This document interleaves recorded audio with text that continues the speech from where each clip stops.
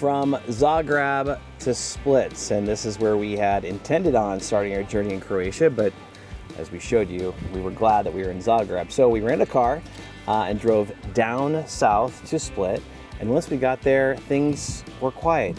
Wait, but the drive. Let's talk about the drive. Oh, yes. So, well, first, Kent drove in another country, so now he's driven in Croatia as well. Bring that up, yes.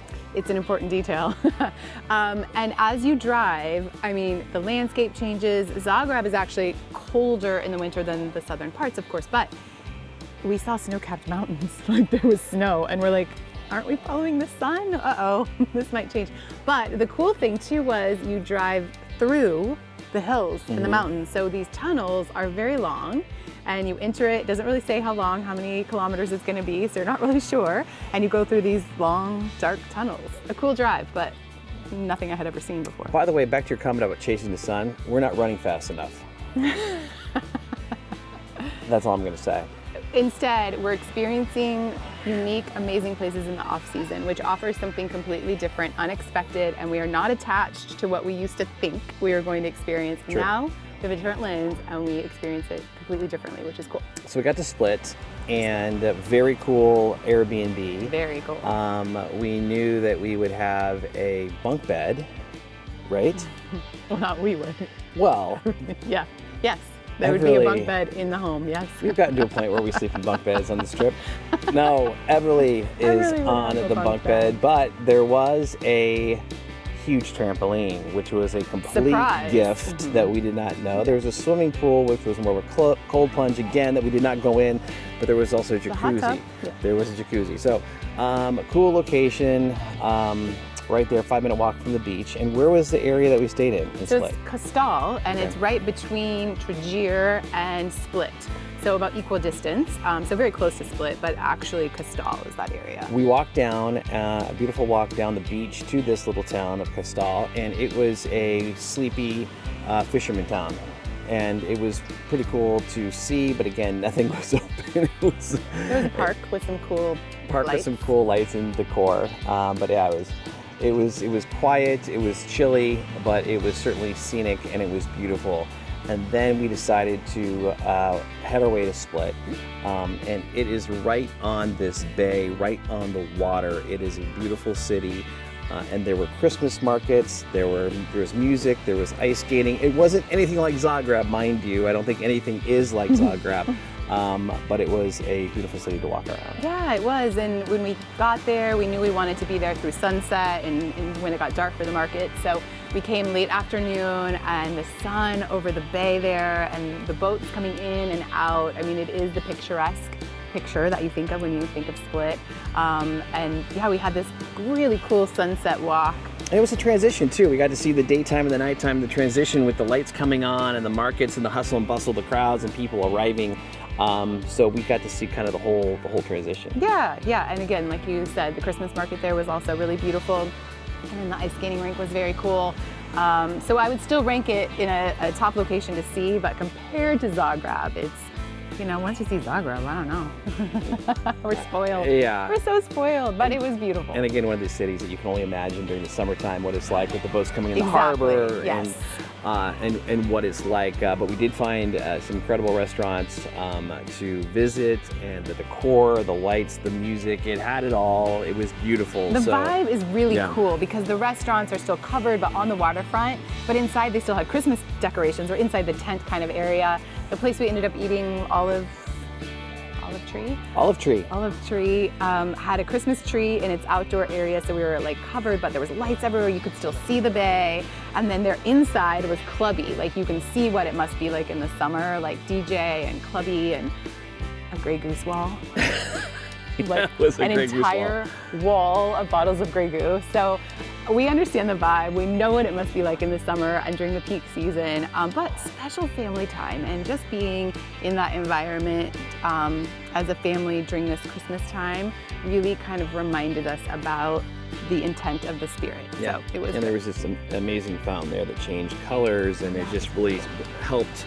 Was one of the many things that set the scene, you know, and the mood for that great city.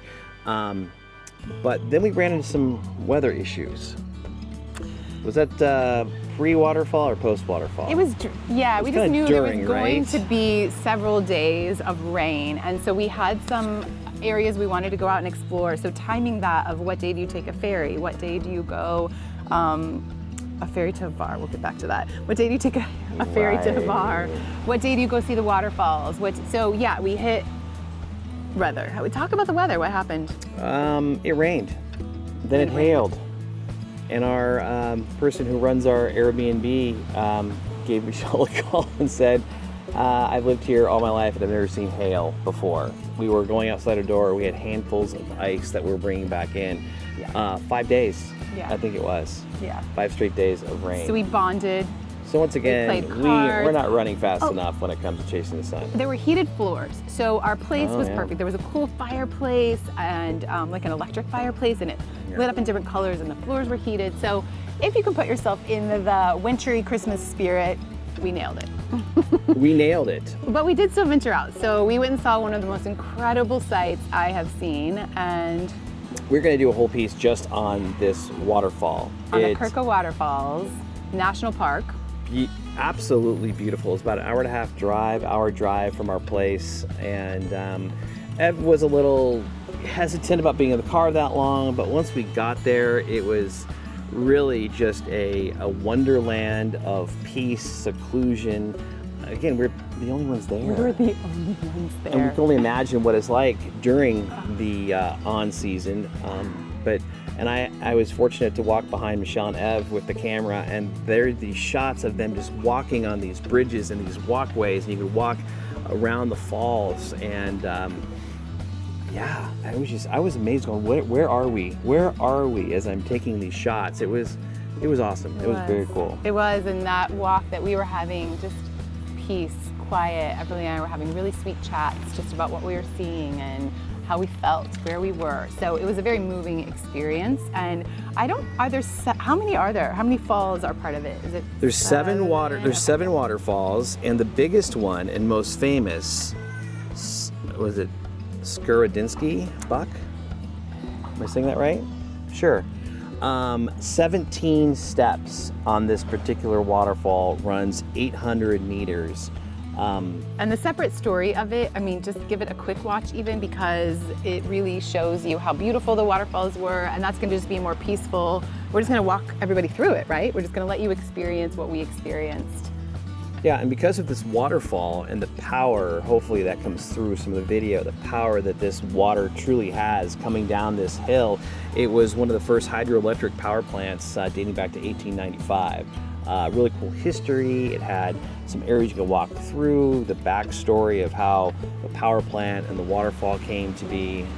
There's an educational aspect if you go for that, and then there's just this natural beauty and wonder aspect. So you can get any flavor, and then in the summer they take boats out. You can't swim in all the falls anymore, but you can take a boat and you can go behind some of the falls and swim in some of the falls. Of course, that wasn't available during this time of the year, but it would be something during the summertime that would just be, again, an experience of like putting yourself in the nature, and truly, really very special and cool. You want to bring up the ferry to Hvar? Oh, so we went back. So then we ended our beautiful day at the waterfalls, at the Krka Waterfalls, and drove back. And we continued to look at the ferry schedule and try to figure out and look at Hvar, and people do still travel, but the way the ferry schedule was happening, it had to keep changing because of the weather. And again, Hvar is very seasonal and was going to be closed. So you can tell me about Hvar, and if you're going to go to Croatia, gotta go to Hvar. And Split, especially since it's right there off That's the why we're coast, here. this is where you have to go. where And we're so gonna it's go. like, oh, we're going to book a ferry, we're going to go to Hvar, it's going to be great. Yeah. Not so fast. Not so fast. And then instead let's book a private boat, because that could be more reliable than what's happening, but then the private boats are seasonal as well, and all the private boat people were like, yeah, you don't want to go to Hvar right now. So friends who've been to Hvar, we still have to go, and maybe we'll go via boat next time. During high season or shoulder season. So our host said June is a good time to go. We'll go back in June. So from our Airbnb, north was Split, south was Trogir, another city that we actually looked to staying in. So we went down to the city and we walked around, and again, It could be the other way around, but either way, we're here and it's there and there. I don't know. Croatia kind of faces it. Sure. Anyways, we were in the middle of the two cities. We were. And however we walked, whichever direction we ended up getting there. We went to Trogir. Trogir, another charming city in Croatia, smaller than Split.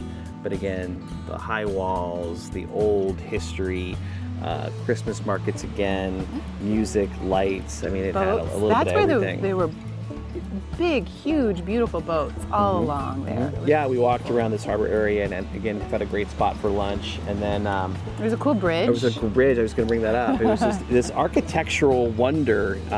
It was just a little gem that we found, and of course everybody took to it. It had a net in the middle of it where you could jump on this net that was a little precarious, but you could look down and see the water below you. But yeah, a lot of charm. A lot of charm in that city. Yeah, it was very unique. And they were, again, welcoming. I mean, again, it's off season, so it's a little bit more of local feel. So as adventurers, tourists, you know, we were so welcomed, which was really very nice. Yeah, again, it was another visit full of French activity.